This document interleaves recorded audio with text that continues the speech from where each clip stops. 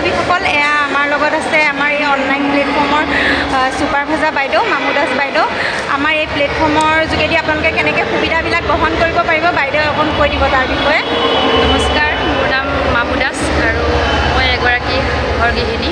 আৰু ঘৰ গৃহিণী হৈও মই এই প্লেটফৰ্মটোত মাহিলী এটা ভাল উপাৰ্জন কৰিবলৈ সক্ষম হৈছোঁ, লগতে মান সন্মানৰ অধিকাৰী হয়।